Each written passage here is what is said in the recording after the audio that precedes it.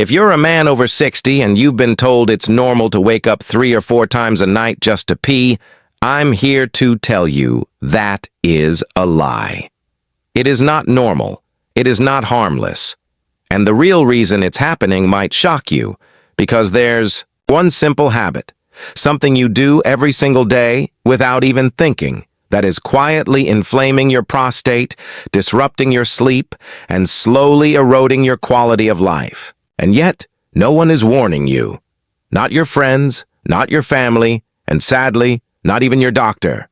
I'm Dr. from Mohit Kara, a physician and men's health specialist with over 30 years of experience treating prostate problems, erectile dysfunction, low testosterone, and everything that affects a man's vitality. I've helped thousands of men in their 60s, 70s, even 80s reclaim their strength, confidence, and independence. And today, I'm going to help you see. Most men think their prostate gets bigger just because they're getting older. But that's only half the truth. What if I told you that your age isn't the main problem? That this one overlooked daily behavior is triggering a silent inflammation that causes urgency, dribbling, and all those frustrating late-night bathroom trips.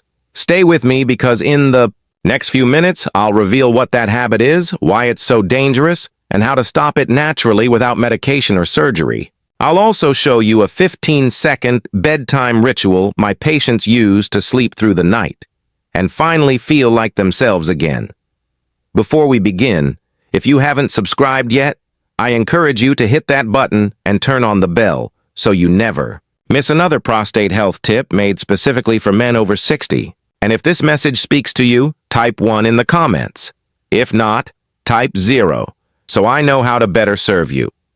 Let's begin with the first hidden habit, one that most men think is helping their prostate, when in reality, it's making things worse. If you've ever cut back on drinking water at night to avoid waking up, you need to hear the truth behind this dangerous misunderstanding. Habit number 10, cutting back on water habit, number 10. Cutting back on water to avoid nighttime urination, to avoid nighttime urination. I can't tell you how many times I've had men in their 60s, 70s, even early 80s sit in my office and proudly tell me they've started drinking less water in the evening so they won't have to get up and use the bathroom at night. And every time I gently shake my head and say, I know you mean well, but that habit may actually be making your symptoms worse. It sounds logical, right? Less water means less urine, fewer trips to the bathroom. But here's the part no one tells you. When you cut back on water too much, especially later in the day, your urine becomes more concentrated. It turns darker, more acidic, and more irritating to your bladder. That irritation creates pressure. That pressure pushes against your already sensitive prostate. And the result? You may actually feel the need to urinate more frequently, not less.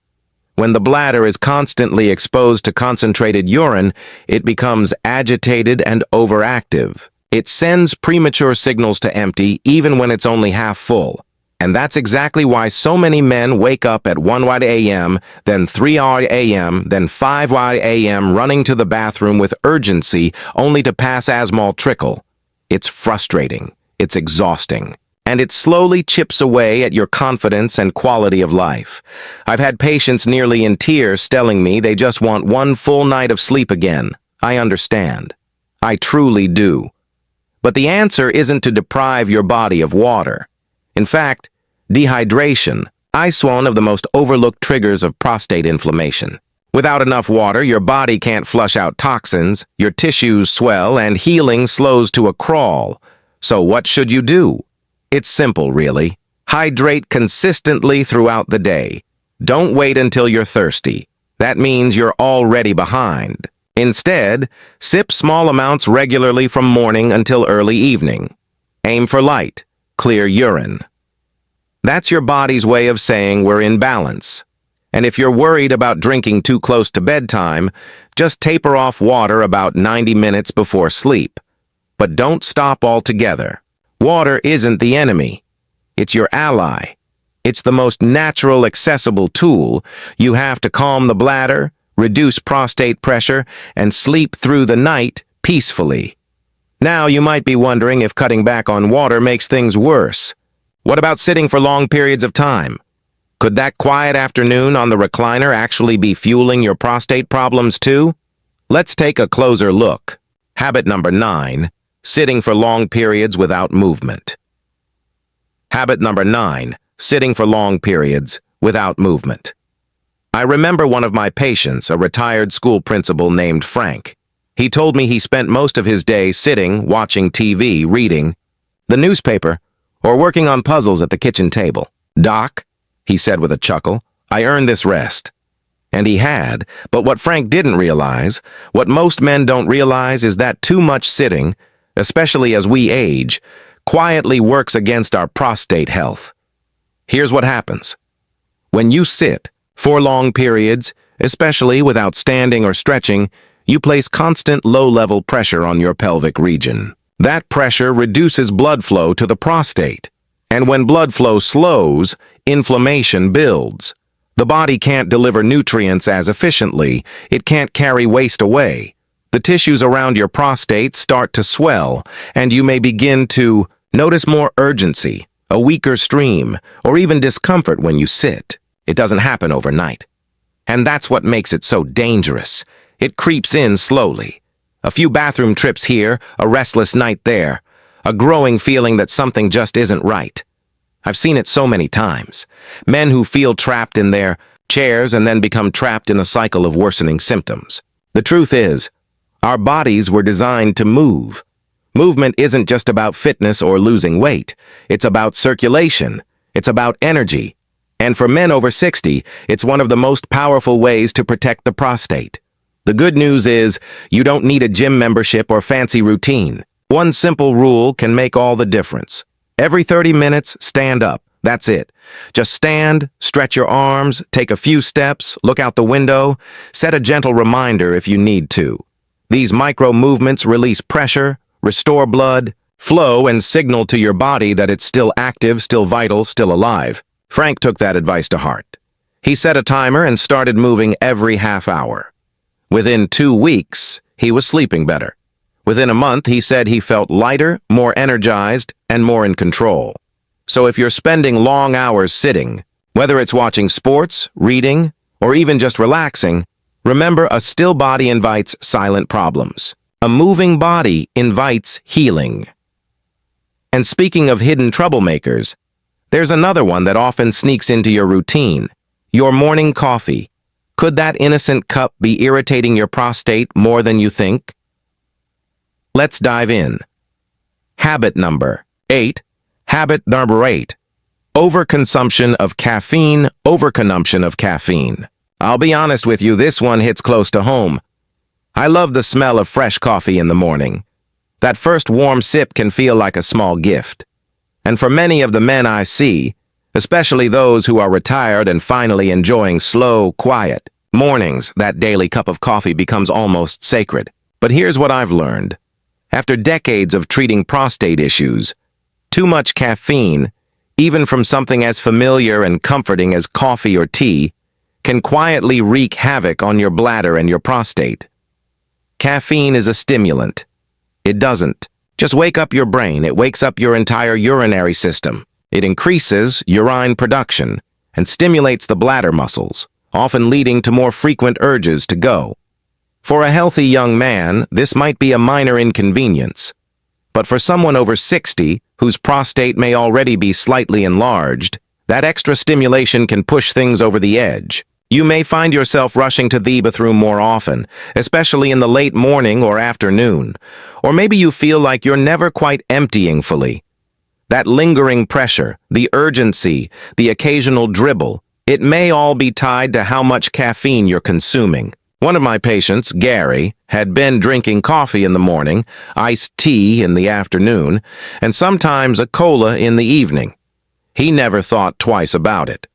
When I asked him to cut back and switch to herbal or decaf alternatives after his morning coffee, he hesitated.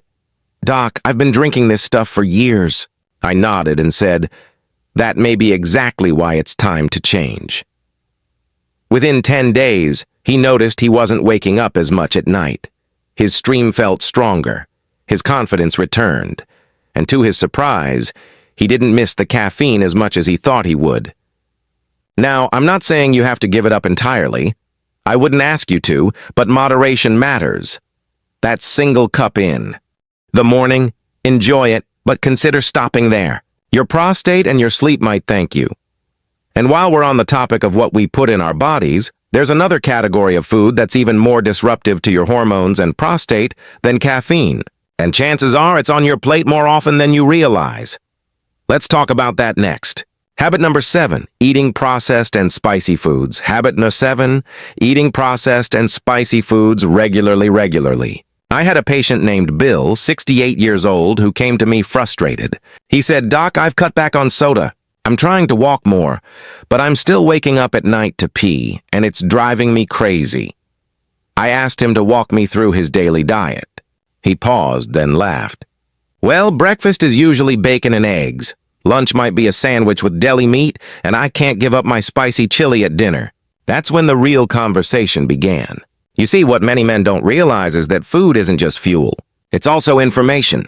Everything you eat sends a message to your body. And highly processed foods like bacon, sausages, frozen meals, and even packaged snacks are sending the wrong message to your prostate. These foods are loaded with chemicals, unhealthy fats, and artificial preservatives that increase inflammation throughout the body.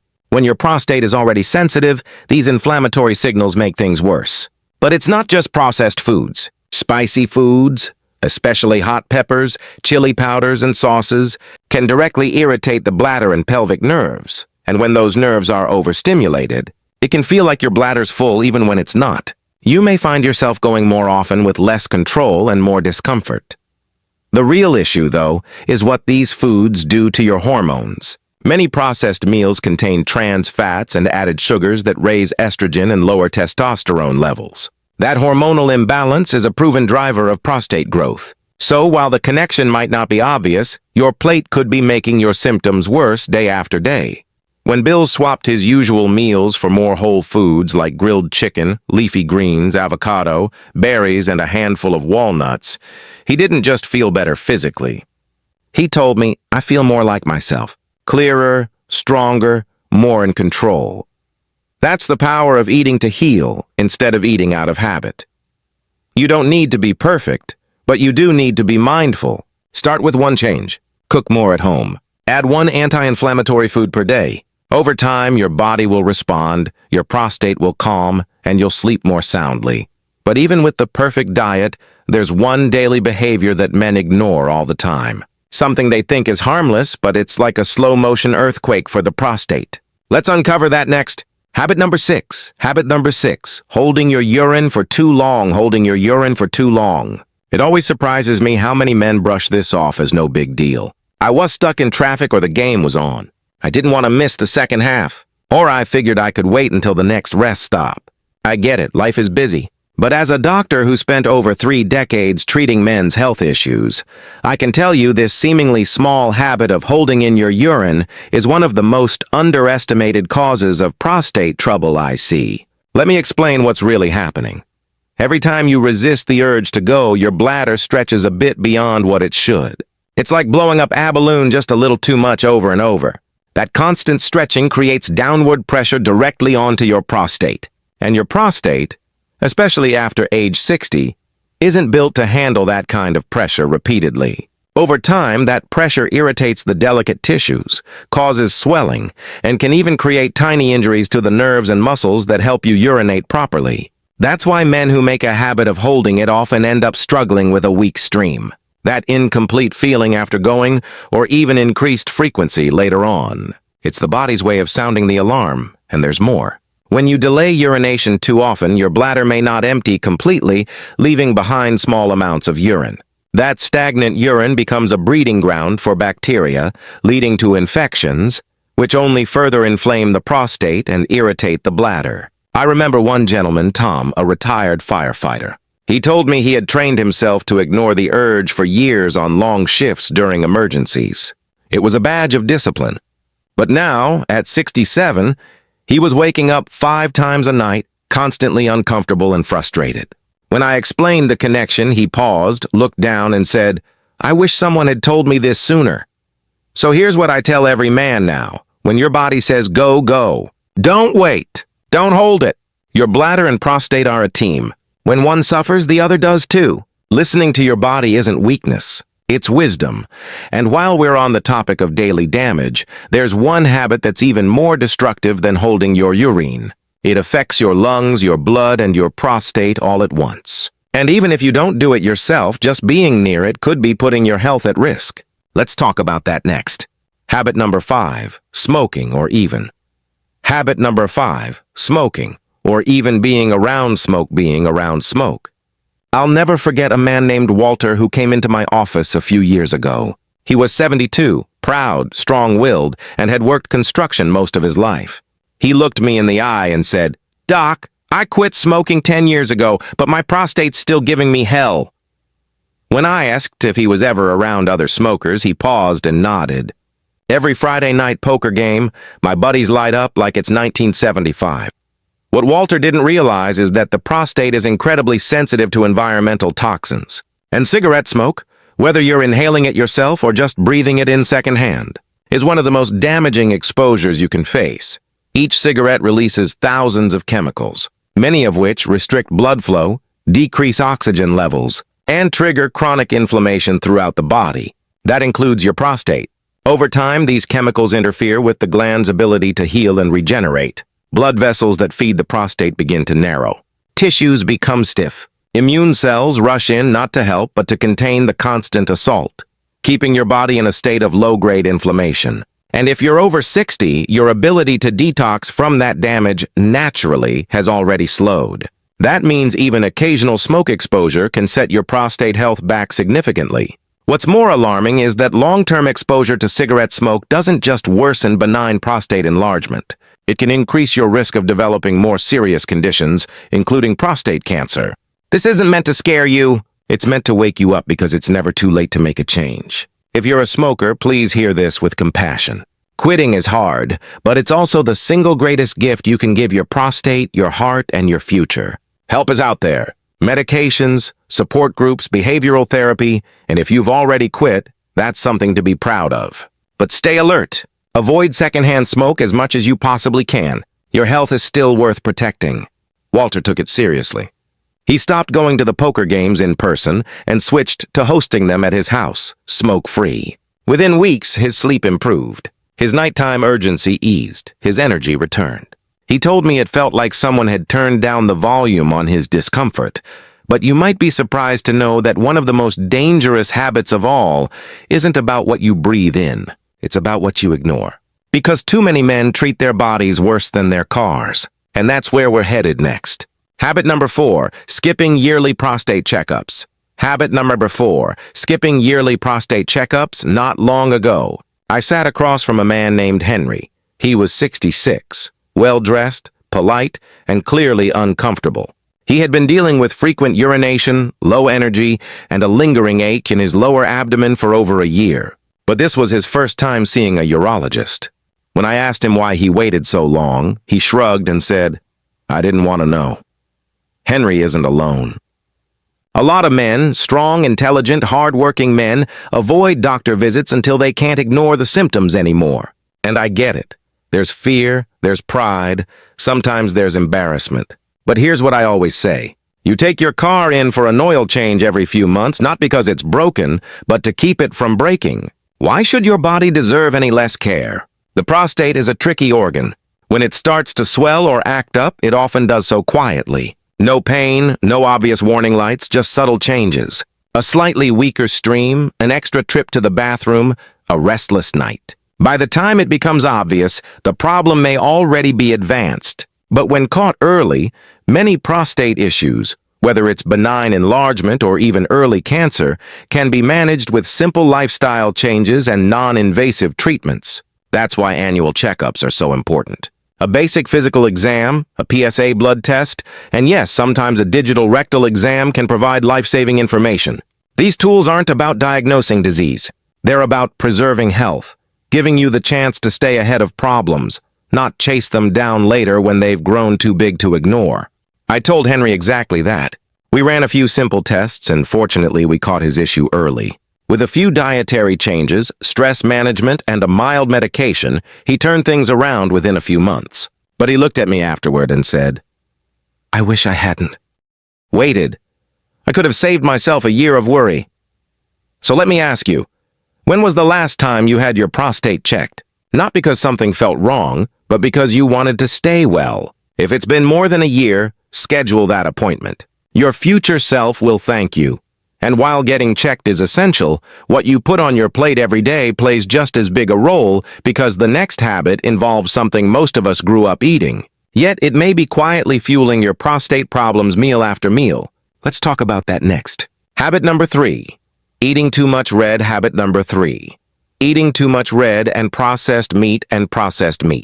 I remember a man named Joe, 70 years old, retired Navy, proud Texan. He came to see me after struggling for months with interrupted sleep, a sluggish urine stream, and a growing discomfort in his lower pelvis. We went over his lifestyle, and when we got to his diet, he chuckled and said, "Doc, I'm a steak guy. Always have been. Nothing beats a good rabbi." I smiled because I heart that a lot, and believe me, I get it. There's something deeply satisfying about a hearty, meat-centered meal. It's part of the culture, the routine, even the reward after a long day.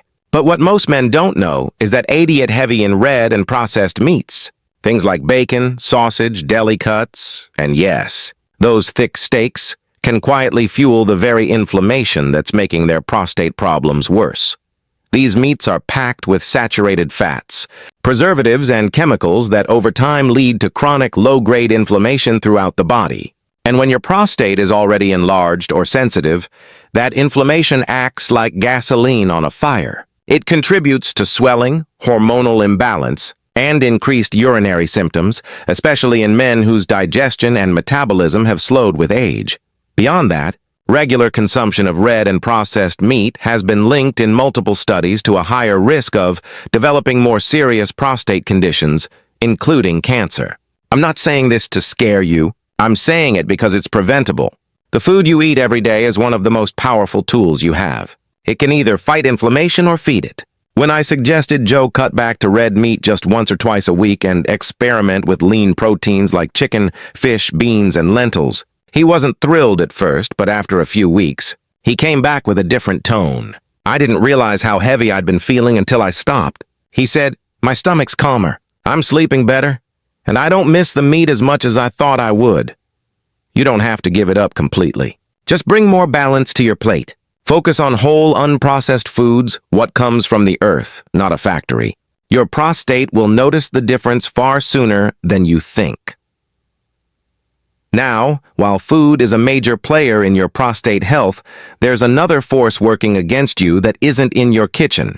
It's sitting just below your belt line. And believe me, what's happening around your waist might be doing more damage than you realize. Let's get into it. Habit number 2. Belly fat and obesity.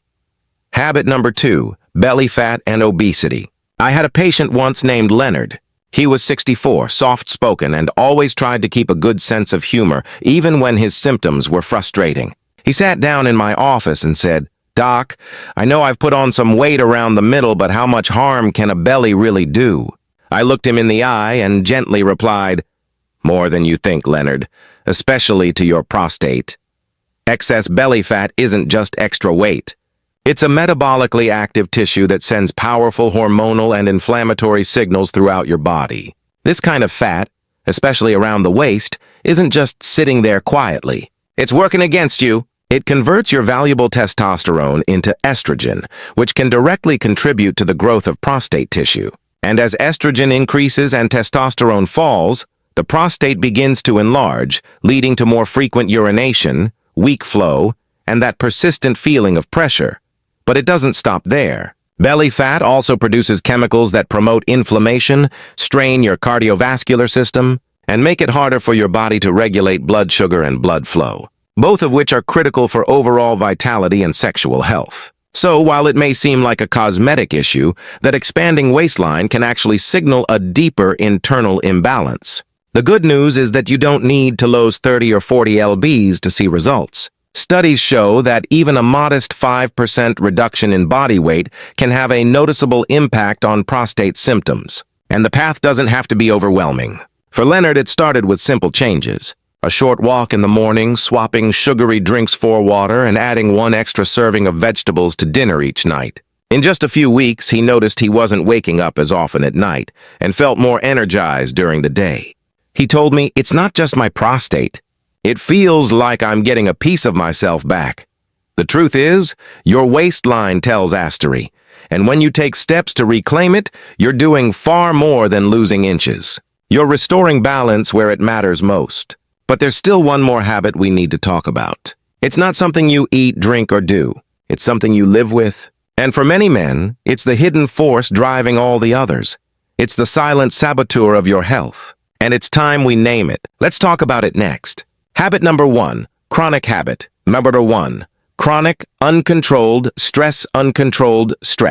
Of all the things we've talked about, your diet, your habits, your daily routines, this is the one most men overlook. And yet, it may be the most powerful force affecting your prostate health. I've had patients sit across from me, well-dressed, polite, calm on the outside, but carrying the weight of decades on the inside. One man in particular, Richard, told me, "Doc, I'm not the kind of guy who talks about stress. I just keep moving."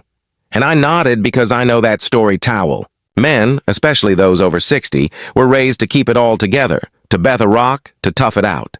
But what we now understand medically and emotionally is that chronic stress doesn't just live in your mind, it lives in your body and your prostate. It feels it. When you're under constant stress, your body produces elevated levels of cortisol, the stress hormone. Cortisol fuels inflammation, tightens the pelvic floor muscles, disrupts hormone production, and interferes with sleep. Over time, it lowers your testosterone and increases your sensitivity to pain and pressure in the pelvic region. This creates the perfect storm for prostate problems to develop and linger. You may find yourself clenching your abdomen without realizing it, or tossing and turning at night, unable to relax. Maybe your patience is shorter, your energy lower, your motivation thinner. All signs that stress is quietly wearing you down from the inside. Richard eventually opened up about the pressure he felt worrying about his family, his finances, his purpose now that he'd retired. And that's when we began to rebuild, not with medication, but with intention. 10 minutes a day of deep breathing, a walk at sunrise, journaling once a week, connecting with friends, and perhaps most importantly, giving himself permission to rest without guilt. Within weeks, his symptoms began to ease. He started sleeping better. His urinary urgency decreased, and he told me, "I didn't realize how much I was holding in until I let it go." Managing stress isn't weakness. It's strategy. It's leadership over your own health, and it just might be the foundation that makes every other habit easier to change. So now we've uncovered all 10 habits, some obvious, some hidden, that silently fuel prostate enlargement and discomfort. But don't let this overwhelm you, because in the closing moments of this video, I want to share something that ties it all together. A simple nightly ritual that takes just 15 seconds, yet has changed everything for so many of my patients. Let's wrap this up together. Conclusion: you are not broken. You're just uninformed.